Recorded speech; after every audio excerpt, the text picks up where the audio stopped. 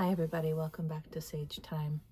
I'm Lillian and this is going to be a message of messages. Welcome to this day, this time. Oh, I don't even know where to start. I'm breathing, I'm grounding. I feel so many people who are tuned in and not tuned in, but those of you here and in other collectives that I'm connected to that are really getting these surges. And yeah, I mean, we felt them last week during that new moon eclipse in Scorpio. And as you may have noted or not, I went a little bit dark with the Mercury retrograde. Not dark, but like quiet, as was totally appropriately called. And yeah, I'm sure you're feeling this, right? That call to be retrospective, to be deeply within your beingness, both your physical body, your energetic body, your spiritual body, and having that internally drawn conscious awareness as you're navigating. And we've talked a lot about exploring the internal universe throughout the years on this channel, and I feel like such a mess. It's a raw message. It's raw, it's real. It's not pretty, but it is beautiful. And that's what's happening here. There's such an influx and conflux of all of these different facets that don't necessarily neighbor together, right? On this multi-dimensional spectral diamond. And these are facets that are coming into you and me and others as we're allowing and ready to not just reconcile. I guess that's a word we could use. It's a union. It's a divine union. It's a collaboration, and also not always a divine union. I'm hearing it's a co-creation, which can keep separation and distinction, and yet glean off of and enjoy, instead of unification and creating something transformed and transcended. It's also okay to be very different and co-create, learn off of each other's skills and wisdoms and precepts. I don't know, that word's coming up. Understandings. And then each individually, as groups or individuals, as star systems, as worlds, creating something from the sharing and listening between the two. So there is a distinction. I'm hearing Sekhmet has been coming up a lot, and I'm not all that familiar with Sekhmet, but starting last night and then this morning and throughout today, I keep hearing her, and I'm feeling what I can definitely recognize as part of her signature. And yes, I'm hearing yes. And it's this, similar to the Draegons, it's this powerful presence of passageway.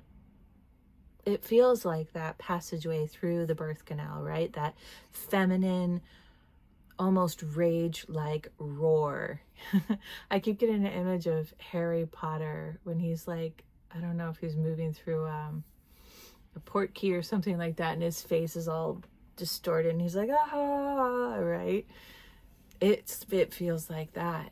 And at the same time, there comes with there is coming with it this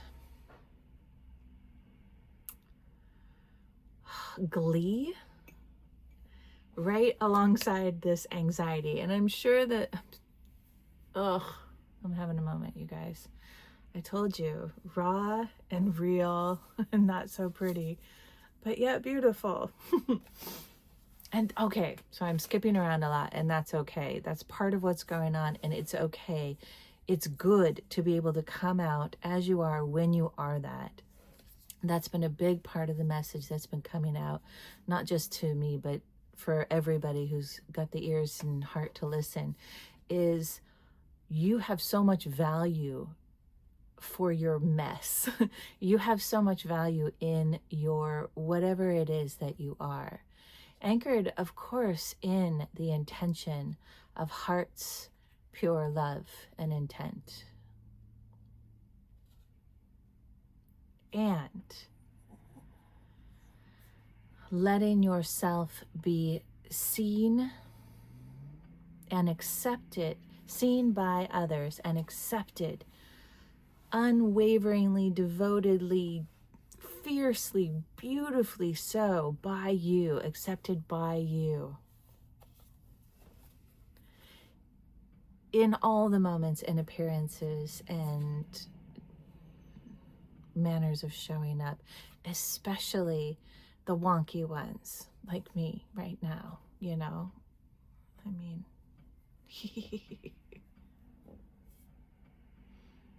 I didn't want to do a video today.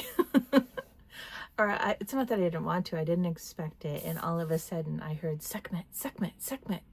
And I could just hear her saying her name and could feel this rush and push moving through me.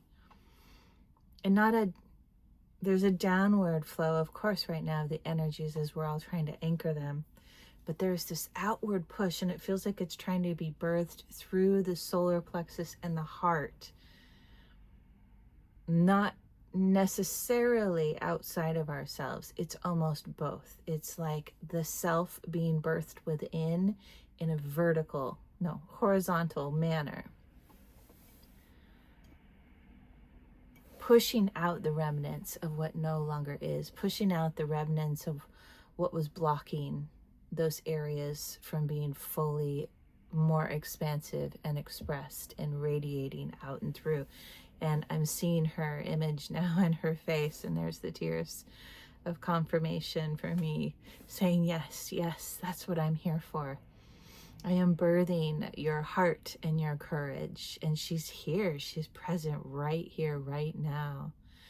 And she's reminding us to, in this moment of this activation and this opening that she's gifting all of you and myself with in this conversation, she's reminding us to remain both with a fluid line of consciousness from top to bottom, really allowing that weighted plantation at your sits bones, at the base of your pelvic, the base of your gluteus. And then again, even more so fluidly through the tailbone, as if you have your own tail growing out of your coccyx. I felt the last couple of days my coccyx in an old snowboarding accident had broken tailbone, so it had fused, which is really not that uncommon. And the last couple of days, I could feel it without me doing anything, just unfusing, decalcifying, opening, and bit by bit breaking out of the calcification adhesion. And it was not awesome feeling. There were choice words wanting to be said, and some pretty funky sounds coming from me to my neighbors, I'm sure. And yes, okay, so here we are. Let them see it, let them hear it, whoever they are. Let them have their judgments. It'll be a beautiful practice and experience of humility when their time comes and they are ready to come out and expose themselves at different levels and in different ways, and others are surrounding them going, and oh, you must be this, this, and this. That's fine, but be it, and be it in public. And Sekhmet comes in again. and be powerfully in love with who you are in it. Be powerfully in love with it being within you, moving within you, developing and birthing itself within you, and dropping those anchoring lines of light and geometry and sequences down through the base of your tailbone, down through your legs and the base of your feet, into the core of the earth's gem heart, the heart of our world that takes care of us, right? And roar, she says, roar. Roar out loud and roar silently, but it's so loud in the internal wavelengths of your universal microcosm. It's so loud that it is heard and felt telepathically in the bones and the marrow of everyone across this world, because for all the reasons, and because you're anchoring it into the earth's heart. And she's like, yeah. You know, I was taught many years ago, at the very beginning of the extreme uptick of this initiation, about a decade ago. I started this when I was around 6 or 7, but 10 years ago is when the universe said, okay, now we're doing it full force.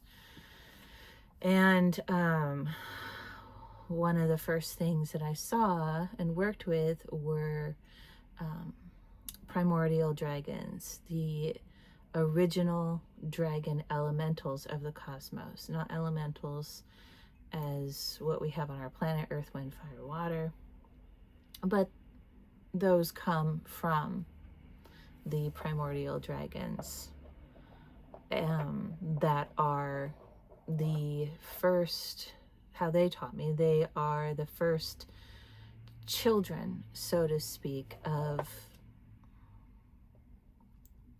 divine union. I'm being corrected on how to say that. Nope, I'm not. Okay. I'm just hearing different ways people are interpreting it. And there's a lot to go with the golden ratio. From 1 came 2, from 2 came 3, from 3 came 5, from 5 came 8, from 8 came 13.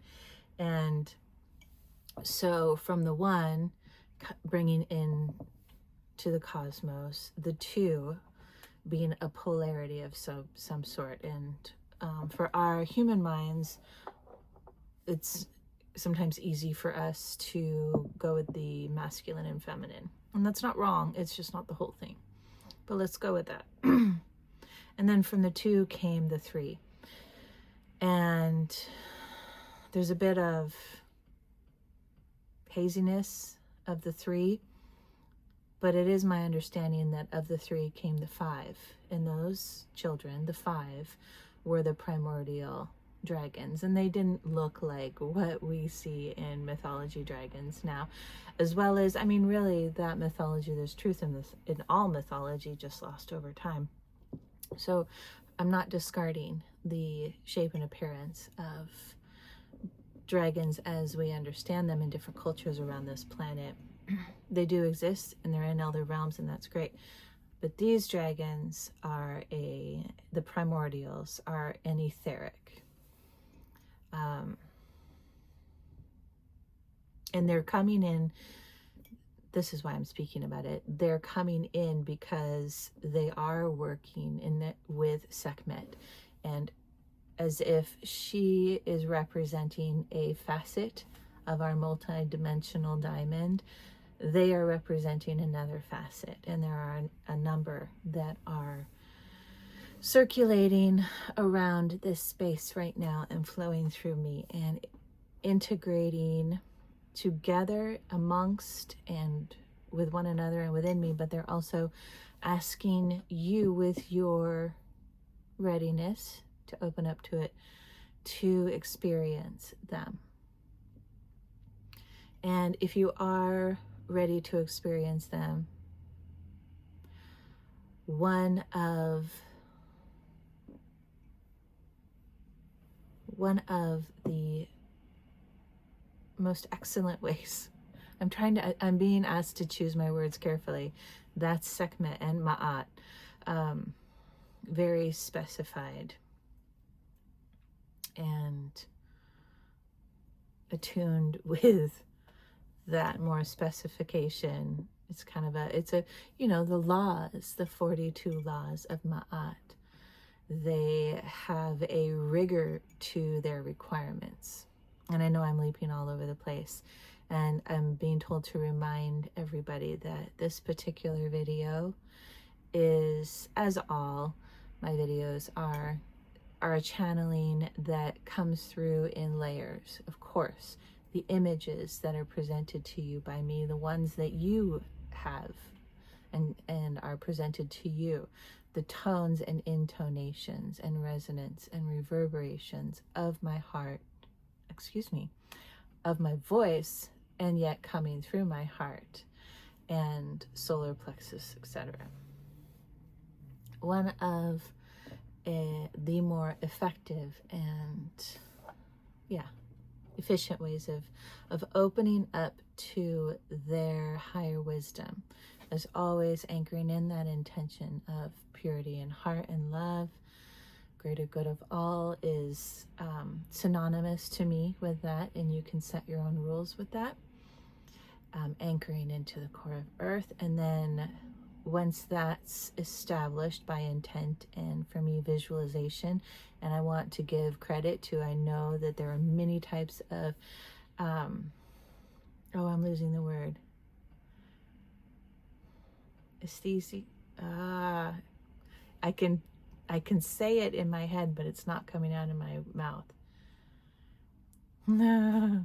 Of ways of working with color and sounds and words and visualizations, different interpretations, right? There are many ways. Aesthesia, it's not coming out of my mouth. Are you having this too? That's when the town hall of my brain and body and energetic space are being filled with a lot of powerful beings. My personal cognition kind of goes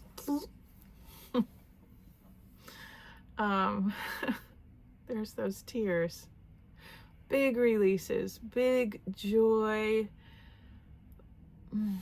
bubbles popping through, not so much blooming as often I've spoken about before. It's kind of bursting through the spaces of tension. Okay, so back to, thank you everybody, I'm speaking in spirals today, very feminine versus the linear and right angled way of speaking of the masculine. So back to what I was saying, and allowing the information to come in. The more attuned we are with our internal focus, the more skilled and just powerfully finite in focus. There are better words for that, but I don't know that I have them. The more we're able to feel or see, I feel things more than I see things. Well, sort of. I'm starting to do all the above now, more and more, but feeling and seeing, bringing that focus into this crown area, and the fascia that connects the skin to the skull plate, the bone, and then also the internal fascia that connects the skull plates to the brain tissue. And as you can focus on that more and get in touch with the sensorial feedback of that, then you can create an opening and a ring with the intention of what's allowed in, and you'll feel that opening, and then this flush and rush of like little trickling raindrop colors and sensations as the more microcosmic internal structures, physically, energetically, fluidly, and all the states in between are able to open up more and more. And of course, this, for it to maintain that, requires the discipline of, that's Saturn, the discipline of repetition and focus and intent, and bringing that practice, that that skill into greater fruition and refinement. I'll have a sip here.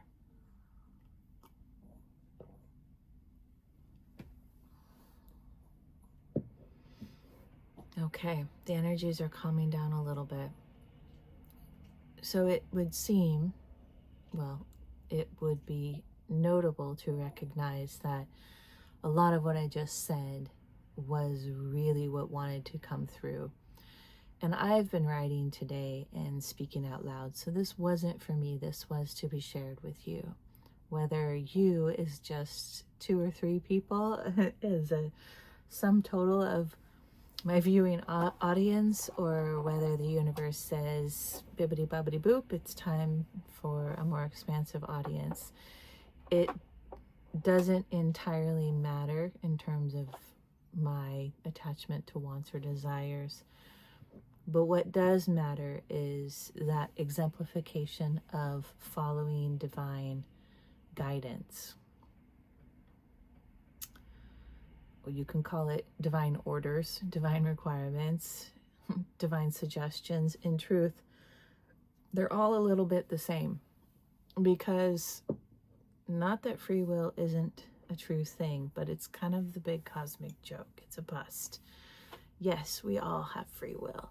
And as I've mentioned many times before, we'd be a fool to practice it against or in contrary to our higher selves and source all's design for us. And yet also at the same time setting intentions like for the greater good of all, for one's own highest timeline, rooted in love, and these kinds of things. Those are the choice. And also at the same time, when we make those choices, we are most often not given them immediately. Sometimes we are in our younger years, like we're like, I choose to be compassionate and do things and feel things and so forth from a place of love. And I would say in our teens and 20s, that is a gift that is more rapidly provided as a cause and effect.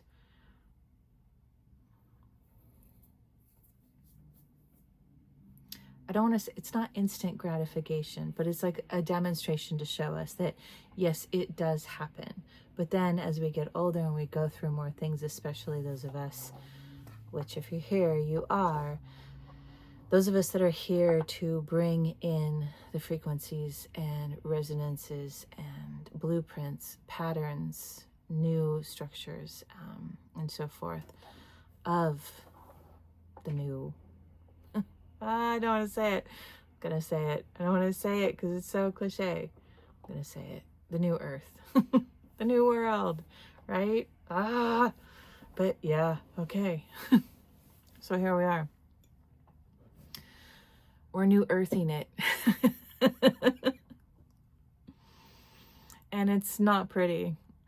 And it's raw and it's messy. But ding dang it, it's beautiful.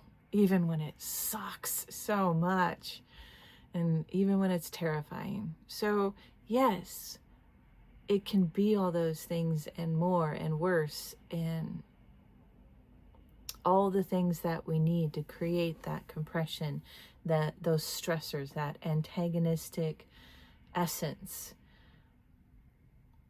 that allows us to start to shape and form, our diamond, so to speak, by that pressure. And as I spoke to in a couple previous messages, I was given that vision of the combination of, for each individual one of us, the combination of those external pressures in our own, wherever you are sitting in the world, and whatever and whomever are influencing your environment, because there's no escape at this point, even if you went off grid. It is just not. We all have to do this work in and of ourselves and co-creatively with others. Holding the line and towing the line at different points in times when we're called to. And so I lost my spiral.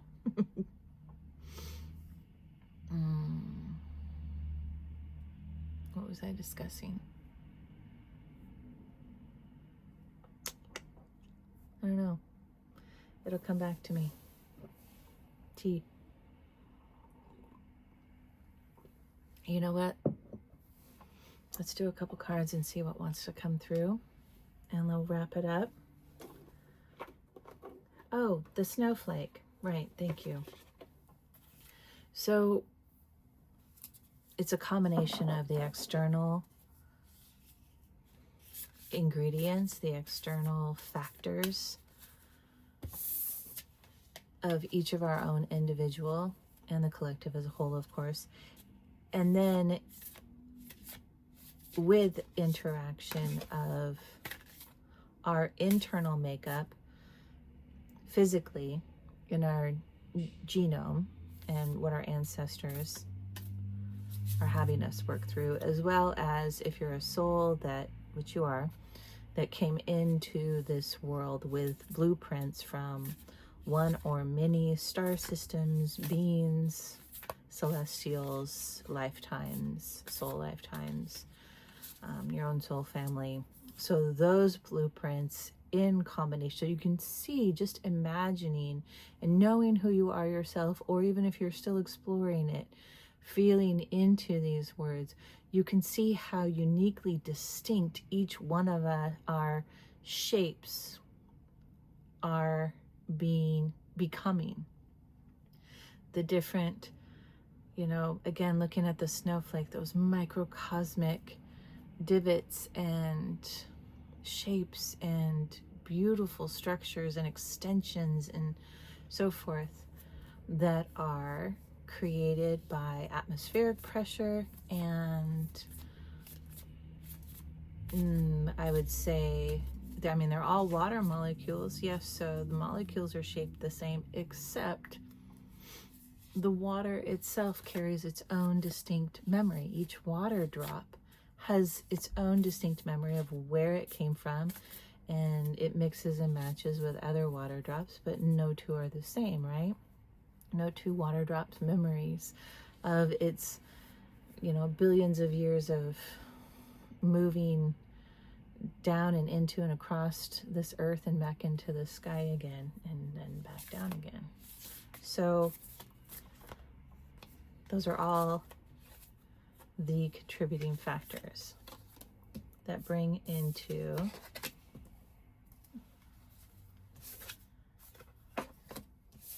the creation of your shape. In addition to, if I didn't already say yet, the intent that you and I and each one of us are choosing to repetitively cultivate as a mantra within ourselves, what it means, what it, so for instance, an intent of pure love, what that means to each person, because of course that can vary as well too. And when we get our minds into it too much, then we start imposing and superimposing memories and ideas and challenges with it. But when we open up our vessel and allow divine energy to move through us, holding the intent of highest, most pure, divine love, that starts changing the blueprints of what our shape is becoming internally and externally as well. Okay. Very nice. So we've got two cards that came out. third eye chakra, the pineal perspective.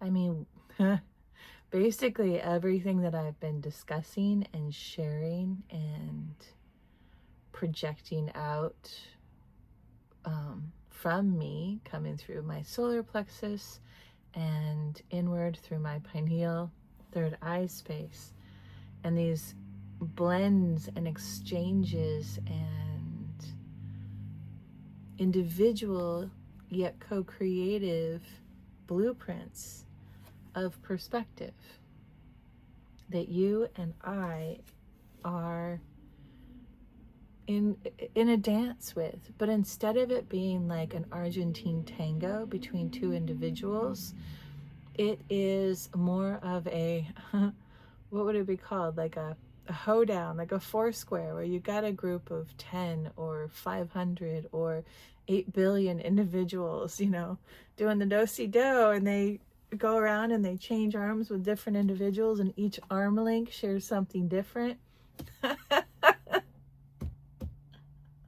Oh, I'm getting a kick out of that. That's what we're doing. And you don't have to take everything that's shared with you. Of course, you know that. But it's really wise to examine it before shooting it back out into the world. And if you are hoping to develop your skill and your personal power, more than examining it, alchemizing it by setting those intents of love and development, healing, transcendence for the greater good, right? And evolution. Look at that. 24, which moves into 6, one of the more prosperous and, for many lineages to come, balancing numbers, 3 on each side. That doesn't just take care of the self, it doesn't just take care of the self and the other, it resonates with those 3 on either side. It starts clearing up the past in the center. It takes care of the self and others in the now. And it echoes throughout time for future generations of not just humanity, not just flora and fauna, but so much more, so much more. And we've got that jellyfish in the upper right-hand corner talking about Dorney, the immortal jellyfish that has that genetic coding in its ancient system, because the immortal jellyfish is true to its name. They live and live and live and live, and how they prevent themselves from truly dying and losing the memory of what they've accumulated throughout their lifetime within their DNA. Instead, they drop to the bottom of the ocean floor, allow themselves to, well, they turn themselves into a sludge, including, amongst other things, base codes, stem cells, and they just hang out down there on the bottom until they slowly start building themselves back up into their healed, whole self, so that their person, their physical being, can continue to evolve and develop in its memories as it swims through the ocean, the greatest pool on this planet of memory intact. It's like the earthly version of Akashic records. And they, with their long tentacles, their psychic feelers, get to feel and absorb and learn and develop themselves and share it with the waters that the fish ingest and that we consume and that evaporate into the air and become part of our breathing, and the trees and you know.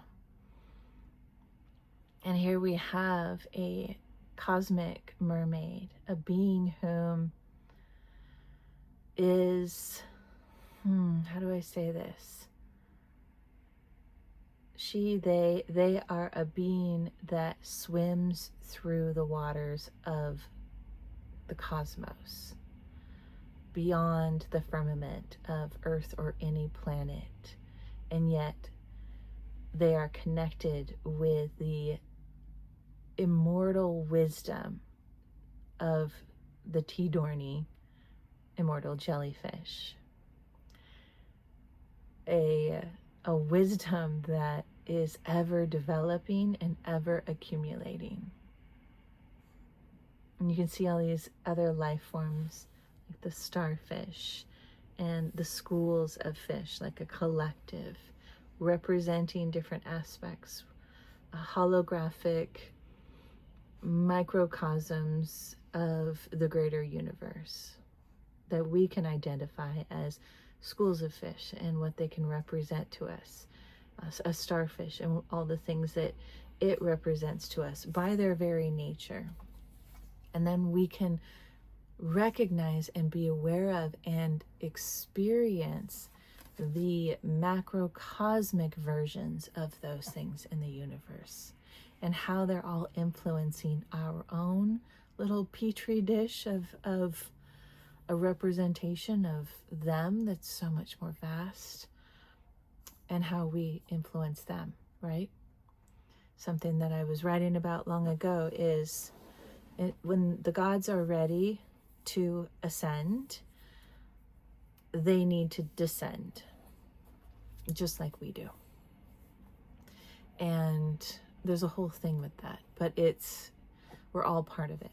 We're all part of the future that is now, that is higher dimensionally, that is also lower, and all are to be revered because they all have their place and their path, the structure of their journey, and it's essential and it's important. And when we can know that, like know it in all of our being, then we can face the bobbleheads and the goofy buns. I'm having what's the Simpsons neighbor's name? I'm having one of those, like, don't say the swear words kind of moments. We can come up against and feel and be shooken and perturbed or whatever, even violated and betrayed and all the awful things that happen, and recognize that they're all interplaying an essential part of each one of our developments, including us with theirs. We don't have to be anything that we're not. We simply get to love who we really are in every moment. Be in love with that. And it doesn't have to feel exuberant and joyful all the time, but we can keep moving towards that if we want.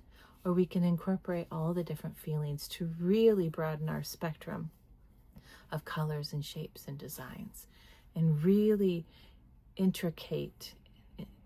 create more intricacy to who we are by incorporating and allowing not just who we are and who we want to be, but incorporating and allowing within all that we don't want to be, not as a way that we're going to project back out or demonstrate, but as a feeling experience, as an internal experiential